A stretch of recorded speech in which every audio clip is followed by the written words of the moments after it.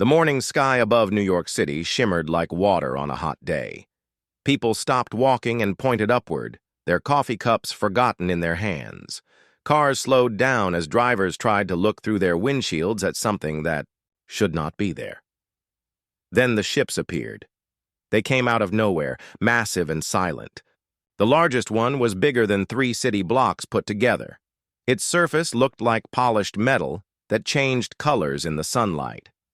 Smaller ships floated around it like fish swimming around a whale. All across the world, the same thing was happening. London, Tokyo, Moscow, Sydney. Every major city suddenly had alien visitors hanging in the sky above them. Dr. Maria Santos was in her lab at NASA when the emergency call came through. She had been studying radio signals from space for 20 years, always hoping to find proof that humans were not alone in the universe. Now that proof was floating right outside her window. "Maria, get to the briefing room right now," her boss shouted over the phone. "The president wants to know everything we know about these things." But they knew almost nothing. The ships had appeared without warning. No radio signals, no advance notice, nothing. Earth's best radar systems had seen nothing until the ships were already there, hanging in the sky like they owned it. In the briefing room, military officers and scientists crowded around tables covered with photographs and computer screens. General Harrison, a tall man with gray hair, was talking fast into his phone. "No, sir, we have no idea how many there are. They're over every major city on the planet." Dr. Santos looked at the photos. The alien ships were beautiful in a way that made her feel small. They had smooth curves and no sharp edges. They looked more like art than machines. But she knew they had to be incredibly advanced to appear the way they did. "How did they get here so fast?" asked Dr. Kim, another scientist. "Our telescopes would have seen them coming from light years away." Before anyone could answer, every television screen, computer monitor, and smartphone on Earth lit up with the same image. A figure appeared. Clearly not human, but not scary either. It looked somewhat like a tall, thin person with pale blue skin and large, dark eyes. When it spoke, the words came out in perfect English, though its mouth moved differently than the sounds it made. "People of Earth," the alien said, "we are the Zephyrian Confederation. We have been watching your world for many of your years. We come in peace to offer friendship and knowledge." The alien's voice was calm and gentle. It sounded like a teacher talking to young children. "Your species has reached a level where we can make contact safely. We represent 12 different civilizations that work together for peace and progress. We would like to invite humanity to join our confederation as a protected member." Dr. Santos felt her heart racing. This was the moment she had dreamed about her whole life. First contact with an alien civilization. But something about the way the alien said "protected member" bothered her. The message continued. "We understand this may be frightening for you. Change is never easy, but we have much to offer your people. Clean energy, medical knowledge that can end disease, and technology that will make your lives easier and longer. All we ask in return is that you allow us to guide you as you grow and learn." Around the world, people watched in amazement and fear. Some ran through the streets in panic. Others stood perfectly still, unable to believe what they were seeing. Children pointed at the sky and asked their parents if the aliens were good or bad. The alien in the broadcast smiled, though its smile looked strange on its non-human face. "We will establish contact centers in your major cities. Your leaders may come to speak with us. We have much to discuss about your future." Then the broadcast ended and the screens went back to normal. In the NASA briefing room, everyone started talking at once. General Harrison was already on the phone with the Pentagon. Dr. Kim was frantically typing on her computer, trying to analyze the broadcast signal. Dr. Santos just sat quietly, thinking. "This is incredible," said Dr. Kim. "They have technology we can't even understand. Did you see how they took over every communication system on the planet at once? And their ships, They must have some kind of faster-than-light travel to get here without us seeing them coming. General Harrison hung up his phone and looked around the room. The president is calling an emergency meeting with world leaders. Every government on Earth is trying to figure out what to do. Dr. Santos finally spoke up. Did anyone else notice how they talked to us? What do you mean? Asked General Harrison. They talked to us like we were children, like we couldn't make our own decisions about our future. They said they want to guide us and protect us. But what if we don't want their protection? Dr. Kim shook her head. Maria, look at their technology. Their ships appeared out of nowhere. They took over our communications like it was nothing. We should be grateful they're offering to help us instead of just taking over. But Dr. Santos wasn't convinced. She had spent her career studying the universe, and she knew that any species advanced enough to travel between stars would be incredibly powerful. The fact that they were being so polite and gentle might mean they were truly peaceful, or it might mean they were confident that humans couldn't do anything to stop them if they decided to be less friendly. Outside, the alien ships continued to float silently above the cities. As the day went on, smaller ships detached from the larger ones and landed in parks and open areas. The aliens that came out looked just like the one in the broadcast, tall, thin, with blue skin and large eyes. They moved gracefully and seemed to have no fear of humans at all. The aliens set up what they called contact centers, temporary buildings that appeared to be made from the same smooth material as their ships. They invited human representatives to come and talk with them. Government officials, scientists, and military leaders from around the world began arriving at these centers. Dr. Santos was chosen to be part of the team that would make first contact at the New York Center. As she walked toward the alien building in Central Park, she felt a mixture of excitement and worry. This was the most important moment in human history, but she couldn't shake the feeling that something wasn't quite right. The alien building was beautiful but strange. It seemed to glow with its own light, and the walls were perfectly smooth, with no visible doors or windows. As the human team approached, an opening appeared in the wall. Not like a door opening, but like the wall itself decided to step aside. Inside, 3 aliens waited for them. They were dressed in clothes that looked like they were made of liquid metal that had been shaped into robes. The lead alien stepped forward and spoke in that same calm, gentle voice they had heard in the broadcast. "Welcome," it said. "We are honored to finally meet with representatives of your species. We have much to discuss about your world's future and how we can help your people grow and prosper under our guidance." Dr. Santos looked into the alien's large, dark eyes and wondered what humanity was about to get itself into. The aliens seemed friendly enough, but there was something about the way they talked about guidance and protection that made her nervous. She didn't know it yet, but her instincts were right to be worried. The aliens had studied human history and technology, and they had made a decision about humanity's place in the galaxy. They just hadn't told the humans what that decision was yet. 3 weeks had passed since the aliens arrived, and Earth was still trying to understand what was happening. The Zephyrians, as they called themselves, had been very busy during those weeks. They were studying everything about human civilization, with the careful attention of scientists examining insects under a microscope. Commander Veltar stood in the main observation room of the flagship, looking down at the blue and green planet below. He was the leader of this contact mission, and he was starting to have serious concerns about what they had found here.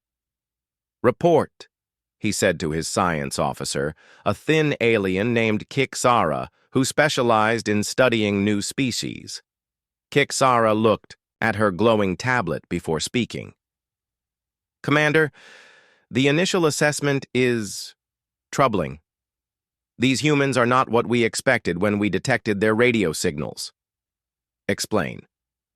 "Their technology level appears primitive on the surface. They still use chemical rockets to reach space, and their fastest ships would take thousands of years to reach even the nearest star. But, Commander, look at their timeline." Kiksara activated a holographic display that showed human history. They went from horse-drawn carts to nuclear weapons in less than 200 years, from their first powered flight to landing on their moon in just 66 years. This rate of advancement is unprecedented in our records. Commander Veltar studied the timeline. In all his years of making contact with new species, he had never seen anything like it. Most civilizations took thousands of years to develop basic space travel. The Zephyrians themselves had taken over 3,000 years to go from discovering fire to reaching their moon. "There's more, Commander," Kixara continued. "We've been monitoring their internet communications and studying their entertainment media. These humans have an unusual relationship with conflict and problem-solving." "What do you mean?" "They seem to thrive on challenges that would crush other species. When faced with problems, they don't just find solutions, they find solutions that often involve turning their tools into weapons. Even their games and stories focus on overcoming impossible odds through violence and clever tactics." Commander Veltar felt a chill run through his body. "Show me examples." The holographic display changed to show clips from human movies and video games. Humans fighting against alien invasions, humans surviving disasters through determination. And violence, humans turning everyday objects into deadly weapons. Story after story of humans refusing to give up even when facing certain death. This is just their entertainment, Commander, but look at their real history. The display shifted to show human wars. They have been fighting each other constantly, for their entire recorded history. But each war makes them better at fighting. They learn from every conflict and become more dangerous. Dr. Santos didn't know that the aliens were studying human entertainment, but she was learning things about the Zephyrians too. For the past 3 weeks, she had been part of the team working with the aliens at the New York Contact Center. The aliens were always polite and helpful, but they asked a lot of very specific questions. They wanted to know about human manufacturing capabilities, population numbers, and resource distribution. They asked detailed questions about how quickly humans could build things and how they organized their societies. They seemed particularly interested in human military history and technology. "Dr. Santos," said Zareth, the alien she worked with most often, "can you explain why humans have so many different languages and cultures? Most species develop one unified global culture before reaching space." "Well," Dr. Santos replied, "humans developed in different parts of the world with different challenges. We adapted to different environments and developed different ways of solving problems. That's why we have so much diversity." Zareth made notes on his device. "And this diversity has led to conflict between human groups?" "Yes, unfortunately. But it's also led to innovation. When different groups compete, they often come up with new ideas and technologies to get advantages over each other." "I see. And humans can learn to use new technologies quickly?" Dr. Santos nodded. "We're pretty good at adapting to new tools and finding new ways to use them." "Why do you ask?" "Just curiosity about human nature," Zareth replied. But Dr. Santos noticed he seemed uncomfortable. Back on the Zephyrian flagship, the daily briefing was not going well. Intelligence Officer Morden had just finished presenting his latest findings about human military capabilities. "Commander, we need to reconsider this contact mission," Morden said bluntly. "These humans are not suitable for junior membership in the Confederation. Explain your concerns." "Sir, in just 3 weeks of observing them, we've documented 17 different ways they could potentially weaponize the basic technologies we've shared with them. They look at everything as a potential tool for conflict." Commander Veltar looked around the briefing room at his senior staff. He could see the worry in their faces. "What specific technologies are you concerned about?" "All of them, sir. We showed them basic energy cell technology, thinking it would help them understand clean power. Within days, human engineers were asking questions about energy density and discharge rates that suggest they're thinking about using our power cells as explosives." Kixara added her own concerns. "Commander, we've also noticed something else troubling. The humans learn incredibly fast. Every time we explain something, To them, they ask follow-up questions that show they understand not just what we told them, but the implications of what we told them. Give me an example. We explained how our communication systems work.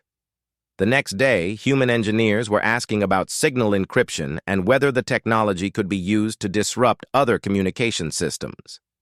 They had figured out potential, offensive applications faster than our own engineers did when the technology was first developed. Commander Veltar was quiet for a long moment. He had led 12 first contact missions before this one, and they had all gone smoothly. The other species had been grateful for Zephyrian guidance and happy to become junior members of the Confederation. Those species had taken decades or centuries to fully understand and use the technologies they were given. But humans were different. They didn't just learn.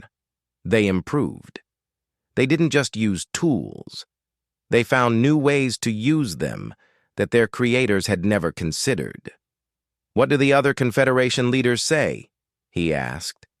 "They're split, sir," replied his diplomatic officer. "Some think we should proceed as planned and that human creativity could benefit the Confederation. Others think we should withdraw and leave this system alone." "And the third option?" The room went quiet. Everyone knew what the third option was, but no one wanted to say it out loud. Finally, Morden spoke. "Some leaders think we should implement containment protocols, sir. Prevent the humans from developing space travel beyond their own solar system." Commander Veltar closed his eyes. Containment protocols meant war. It meant destroying human space capabilities and keeping them trapped on their own planet. The Confederation had only used containment protocols twice in their history against species that were too aggressive to be allowed to spread into the galaxy. "Sir," Kixara said quietly, "there's one more thing you should know. We've been monitoring human internet communications, and some of their scientists are starting to ask uncomfortable questions." "What kind of questions?" "Questions about why. We're so interested in their military capabilities. Questions about what protected membership really means. Some of them are starting to suspect that we don't see them as equals." Commander Veltar looked at the planet below. From space, Earth looked peaceful and beautiful.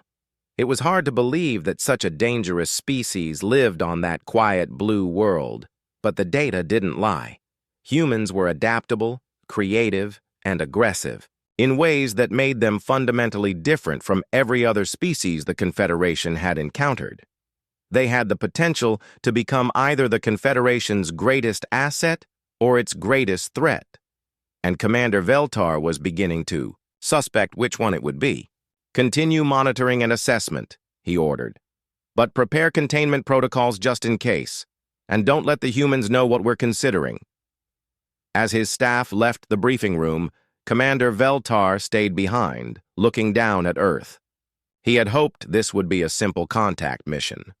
Instead, he was beginning to think they had awakened something that should have been left alone. The humans were still asking questions, still learning, still adapting.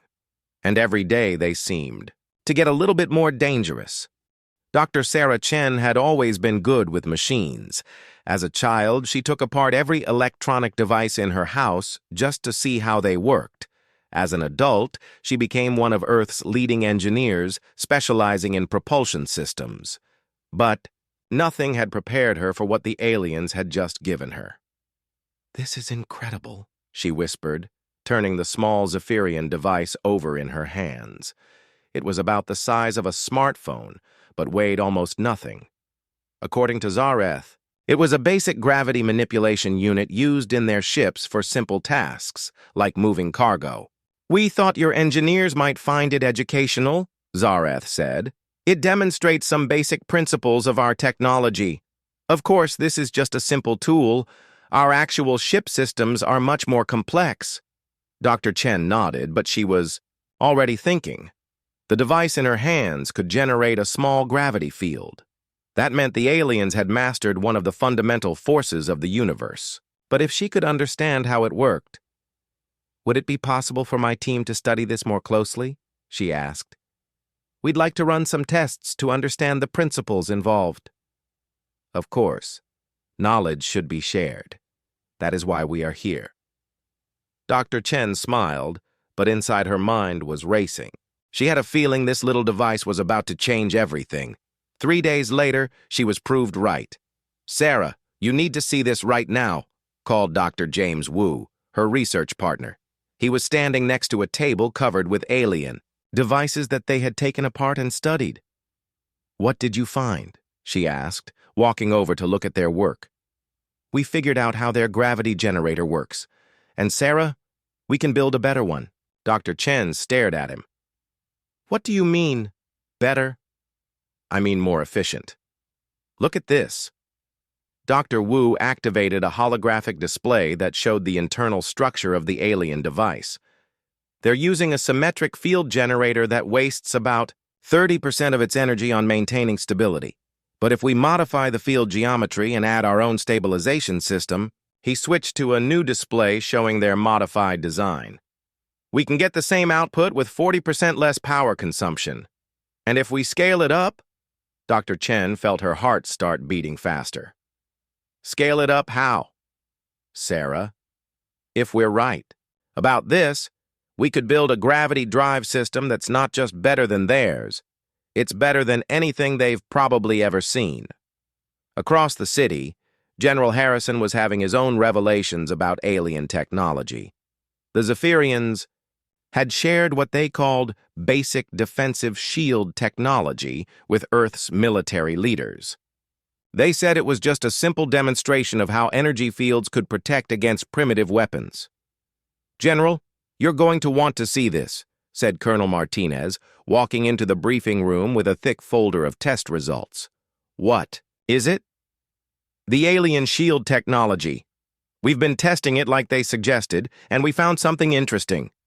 Colonel Martinez opened the folder and spread out several technical diagrams. "They told us this technology could only be used defensively, but that's not exactly true." "Explain." "Sir, if you reverse the polarity of their shield generators and focus the energy output, you get a directed energy weapon that's more powerful than anything in our arsenal. We tested it this morning on a tank. The tank doesn't exist anymore." "General," Harrison looked at the test photos. Where there had been a tank, there was now just a small crater in the ground. "How powerful are we talking about?" "Powerful enough to punch through 6 feet of reinforced concrete like it was paper. And that's using their basic technology. If we improve on it—" Jesus Christ. General Harrison sat down heavily in his chair. "Do the aliens know about this?" "We don't think so, sir. They seem to have never considered using their shield technology offensively. It's like they only think about defensive applications." General Harrison was quiet for a moment. "Colonel, how long would it take us to build more of these weapons? With our current manufacturing capabilities, we could have 100 units ready in 2 weeks, 1,000 units in 2 months." "Do it." "And, Colonel?" "Yes, sir?" "Don't tell the aliens what we're building." Back at the research facility, Dr. Chen was making discoveries that would have terrified the Zephyrians if they had known about them. Her team had not only improved the alien gravity technology, they had figured out how to combine it with human innovations to create something entirely new. "Show me the test results," she said to Dr. Wu. "Sarah, this is beyond anything we imagined. We took their gravity manipulation technology and combined it with our own fusion drive systems. The result is a propulsion system that's not just faster than their ships, it's faster by orders of magnitude." Dr. Chen looked at the data on the screen. According to their calculations, a ship equipped with their hybrid drive could travel between star systems in weeks instead of months or years.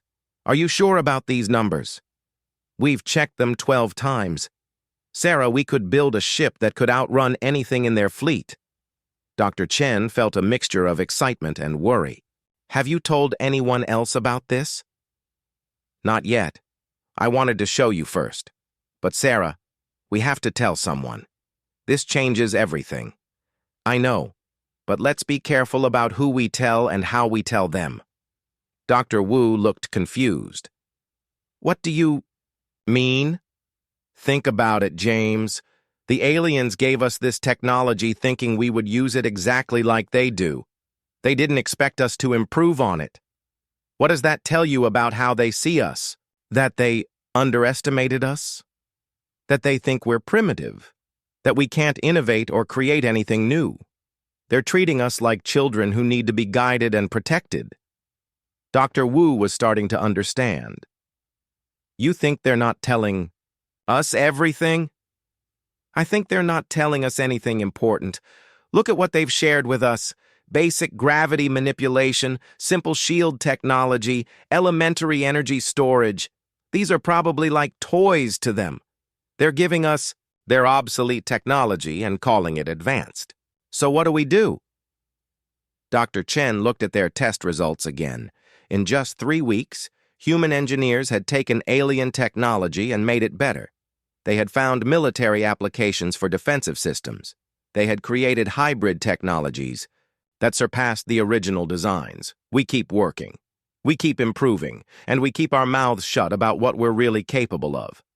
Meanwhile, on the Zephyrian flagship, Commander Veltar was receiving reports that confirmed his worst fears. Sir, we've detected unusual energy signatures from several human facilities, reported Intelligence Officer Morden.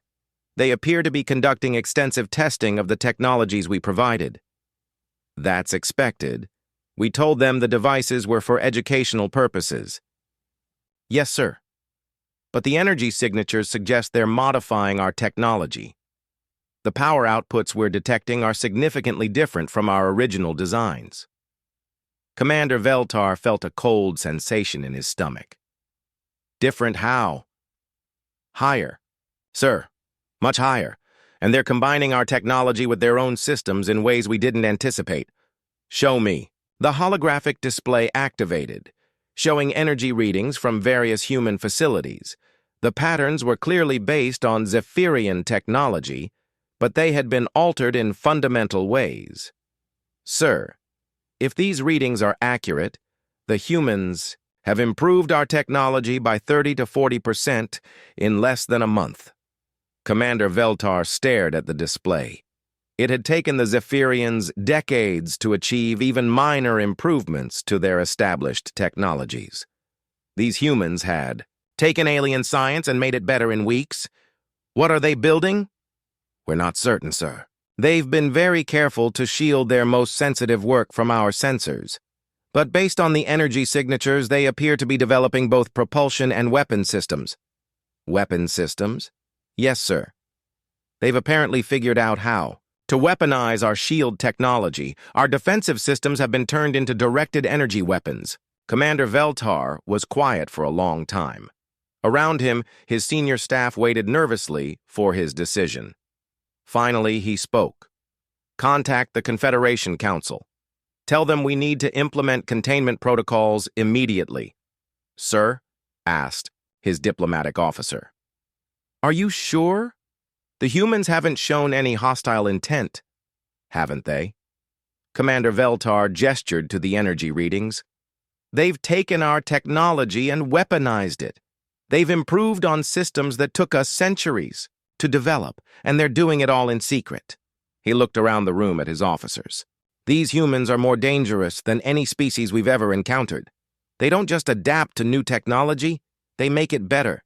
They don't just defend themselves. They turn everything into a weapon. What are your orders, sir? Commander. Veltar looked down at the planet below. Those humans down there thought they were being welcomed into a galactic community. They had no idea that their rapid progress was terrifying their alien visitors. Prepare the fleet for combat operations. We're going to have to contain this species before they become a threat to the entire galaxy. And the humans, sir? Do we warn them first? Commander Veltar was quiet for a moment. In 12 previous first contact missions, he had never had to make this kind of decision. But those other species hadn't been capable of improving Zephyrian technology in a matter of weeks. No warning. If we give them time to prepare, they'll find a way to fight back. And given what we've seen of human creativity, I don't want to find. The attack began at exactly 0300 GMT on a Tuesday morning. Commander Veltar had chosen the time carefully. Most of Earth's population would be asleep, and military response would be slower. The plan was simple: destroy major military installations and government centers quickly, then demand surrender. The humans would have no choice but to accept Zephyrian control. The first targets were the obvious ones. Military bases in the United States, Russia, and China disappeared in flashes of blue light as Zephyrian energy weapons struck from orbit. The Pentagon, the Kremlin, and Beijing's central government district were turned into smoking craters within minutes. First wave targets eliminated, reported Weapons Officer Krendall. Human military response appears minimal. Commander Veltar nodded grimly. He took no pleasure in this, but it was necessary. Begin second wave. Target major population centers. But remember, we want to control these humans, not exterminate them. Use minimum force necessary. But as the second wave of attacks began, something unexpected happened. The humans started shooting back. Captain Lisa Rodriguez was sleeping in her quarters at Peterson Air Force Base when the alarm started screaming. She was dressed and running toward the command center before she was fully awake.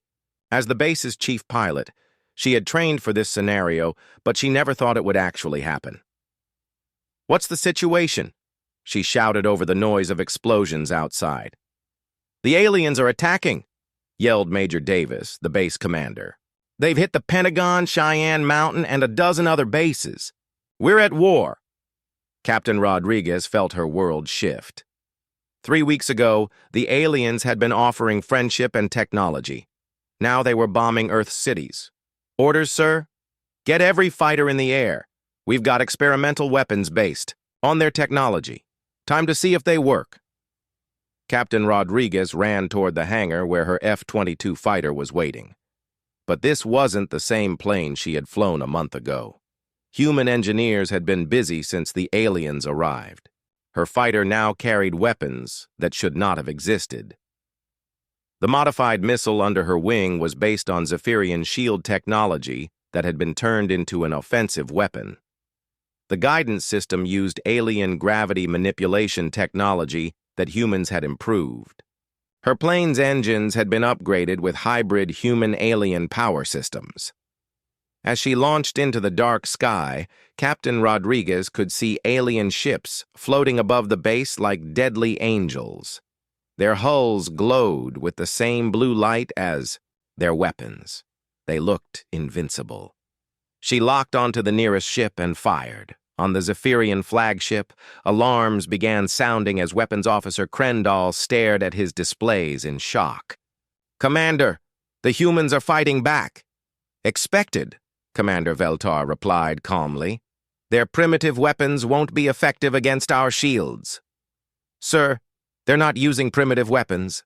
These energy signatures, they look like our own technology, but modified." Before Commander Veltar could respond, the ship shook violently. Warning lights flashed across the bridge as damage reports flooded in.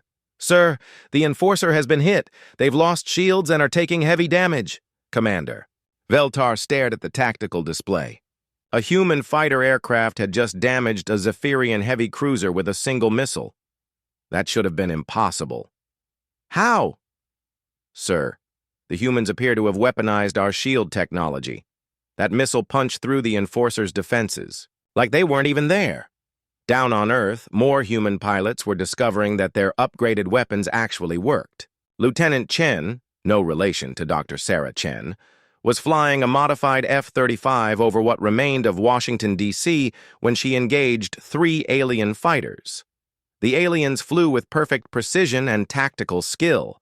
Their ships were faster and more maneuverable than anything humans had built. But they had one critical weakness. They were flying exactly the way their training had taught them to fly. Humans, on the other hand, had learned to be unpredictable. Lieutenant Chen dove toward the ground, forcing the alien fighters to follow her into the city's ruins. Then she pulled a maneuver that no sane pilot would attempt. She flew her fighter through the wreckage of a collapsed building, using the debris to break the aliens' targeting locks.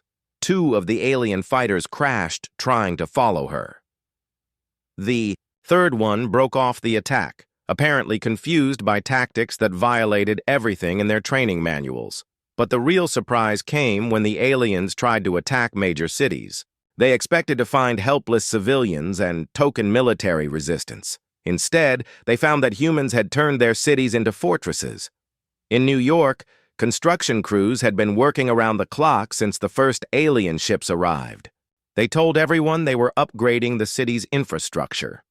What they were really doing was installing defense systems based on alien technology.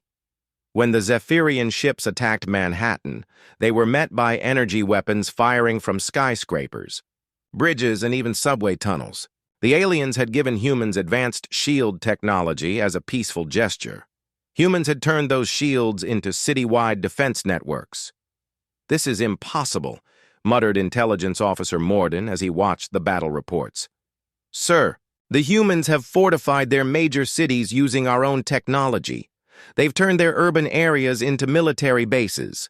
Commander Veltar was beginning to understand that his people had made a terrible mistake.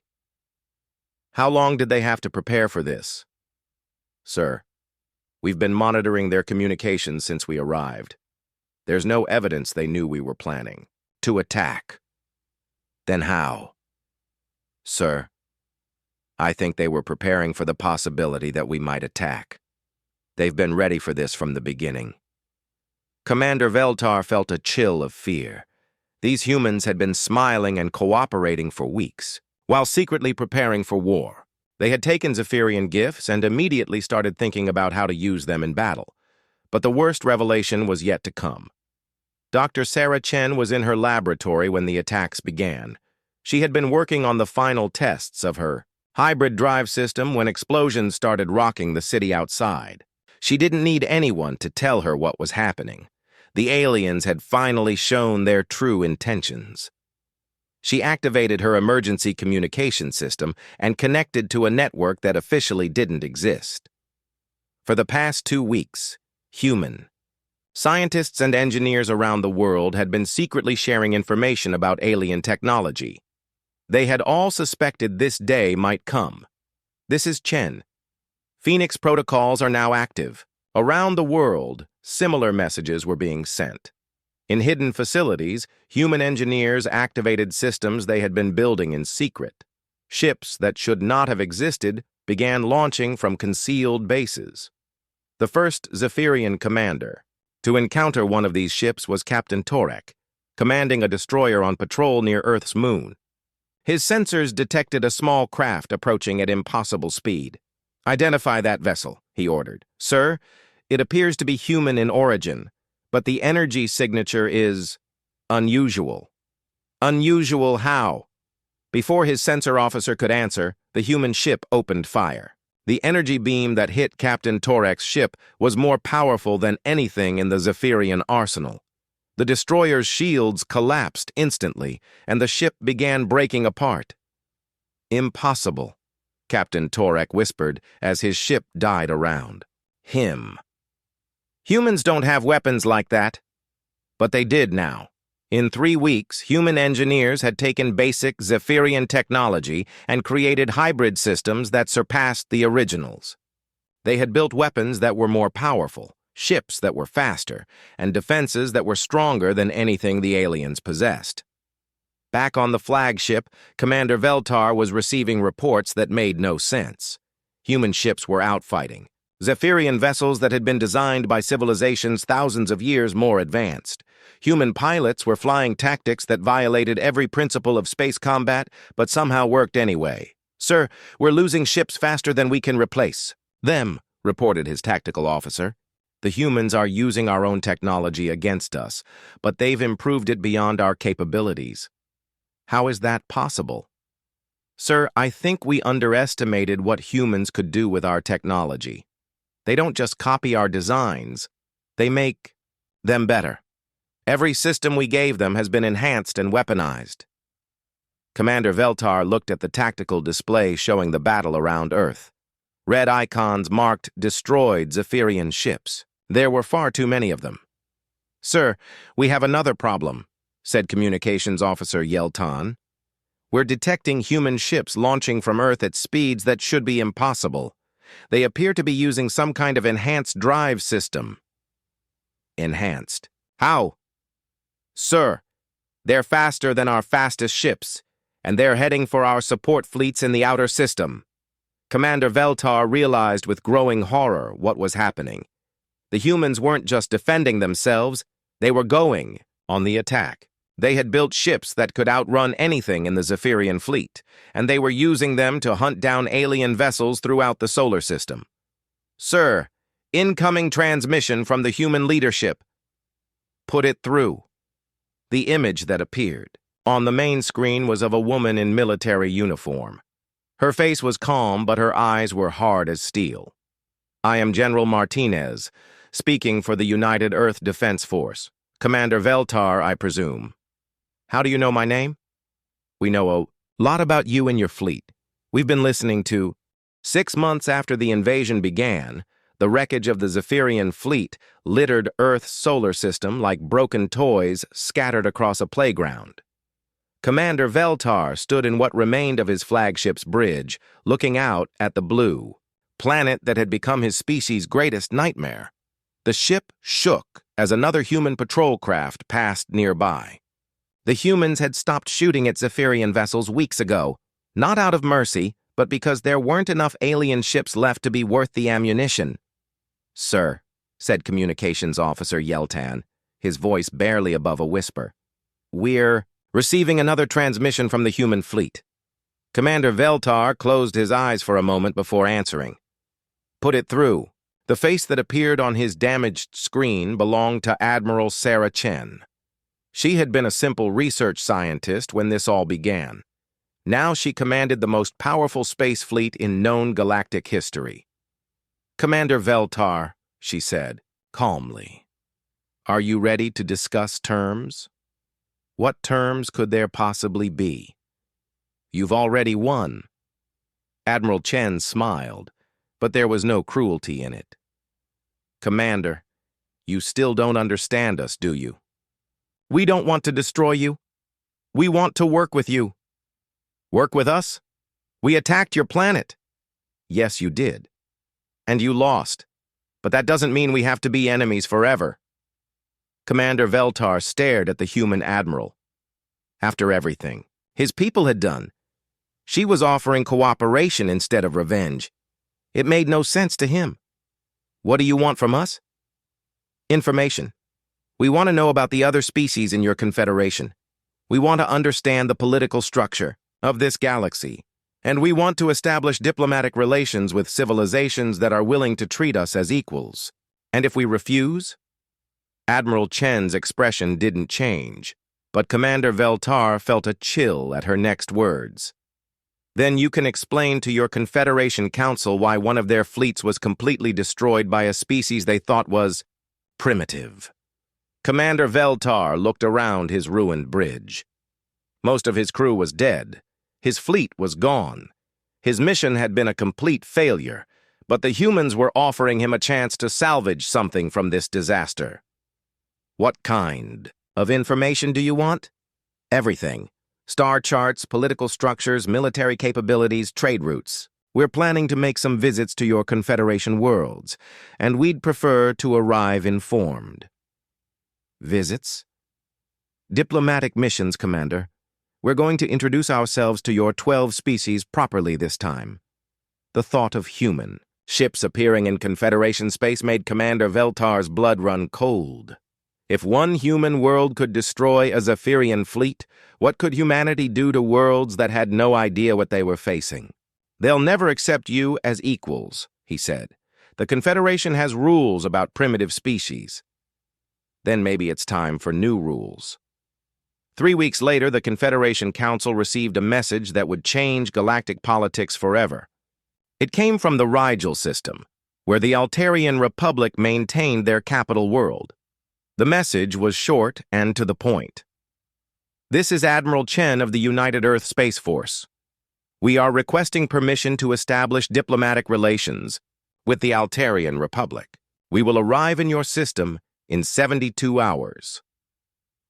High Counselor Zefek of the Altarian Republic read the message 3 times before calling an emergency session.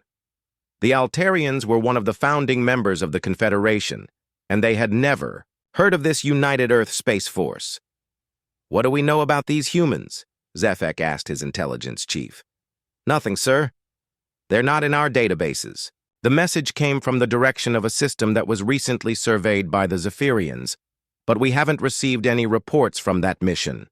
Contact the Zephyrian fleet. Find out what's happening. "We've been trying, sir. The Zephyrian expedition has gone completely silent. No communications for over 6 months." High Counselor Zefek felt a growing sense of unease. Zephyrian fleets didn't just disappear. "Sir, we're detecting ships entering our system." "Zephyrian vessels?" "No. Sir, unknown design. They're moving very fast." On the main display, images appeared of ships that looked like nothing in the Confederation databases. They were sleek and angular, with energy signatures that seemed impossible. Most disturbing of all, they were approaching at speeds that exceeded anything in the Confederation fleet. "How many ships?" 12, sir. They're maintaining formation and heading directly for our capital world." High Counselor Zefek made a decision that would save his civilization. "Send a message welcoming them to our system. Do not under any circumstances make any hostile moves." "Sir? These ships just traveled between star systems faster than our best vessels can manage. If they wanted to attack us, we wouldn't be able to stop them. Our only option is diplomacy." The human fleet entered orbit around the Altarian capital world without incident.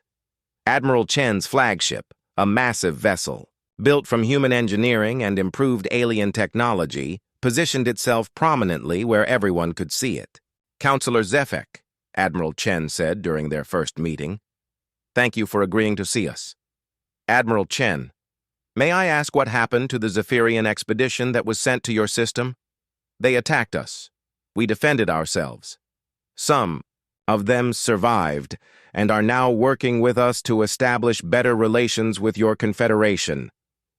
Counselor Zefek felt his heart skip a beat. "You defeated a Zephyrian fleet?" "Completely. It took about 6 months, but yes. That's impossible. The Zephyrians are one of our most advanced military civilizations." Admiral Chen smiled. "Counselor, you're operating under some incorrect assumptions about human capabilities. We'd like to correct those assumptions." Over the next several days, human representatives demonstrated technologies that should not have existed. They showed the Altarians star charts of regions that no Confederation ship had ever explored. They displayed weapons that made Confederation military equipment look like children's toys. Most importantly, they made it clear that humanity had no interest in conquest. They wanted trade, cooperation, and mutual respect. But they also made it clear what would happen to civilizations that tried to protect or guide humanity the way the Zephyrians had attempted. "We're not asking to join your confederation as junior members," Admiral Chen explained. "We're offering to work with your species as equals. But if you try to treat us as primitives who need guidance, you'll end up like the Zephyrians." Counselor Zefek thought about the missing Zephyrian fleet and made another wise decision. "What kind of partnership are you proposing?" Within a year, human ships had visited all 12 worlds of the Confederation.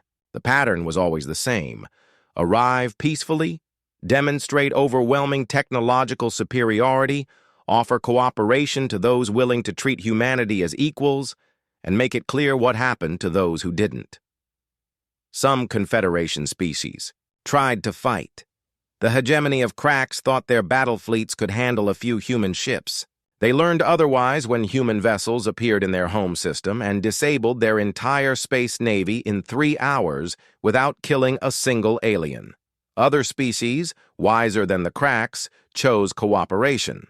They found that humans made excellent trading partners, generous allies, and surprisingly patient teachers. But they also learned that humanity had very clear ideas about how they expected to be treated. Commander Veltar eventually returned to Confederation space as humanity's unofficial ambassador. His job was to explain to other species what they were dealing with. His standard presentation began with a simple statement: The humans are not like us. They don't just adapt to new situations, they improve them. They don't just survive challenges, they grow stronger from them. And they don't just defend themselves, they turn everything they touch into something more powerful than it was before. He would show images of human ships, vessels that had been built from improved Confederation technology and human innovation. He would display recordings of human pilots flying impossible maneuvers that violated every principle of space combat but somehow worked. And he would always end with the same warning. Do not make the mistake we made. Do not try to conquer them, control them, or guide them. Work with them as equals, or they will show you what it means to face a species that turns every challenge into an opportunity to become more dangerous. The galaxy learned these lessons. Well, within 5 years, human ships patrolled trade routes that had been plagued by pirates for centuries. Human colonies appeared on worlds that had been thought uninhabitable. Human technology revolutionized medicine, engineering, and space travel throughout the Confederation. But most importantly, the galaxy learned that the Confederation's days, as the dominant political force, were over. The humans had introduced a new concept: voluntary cooperation between equals rather than hierarchical control by advanced species over primitive ones. Dr. Maria Santos, who had been studying radio signals from space when the aliens first arrived, now served as Earth's chief diplomatic officer. She often thought about those early days when humanity had looked up at alien ships and wondered what they wanted. What they wanted, she would tell new human diplomats, was to control us. What they got was a lesson in why you should never underestimate a species that's been fighting for survival its entire existence.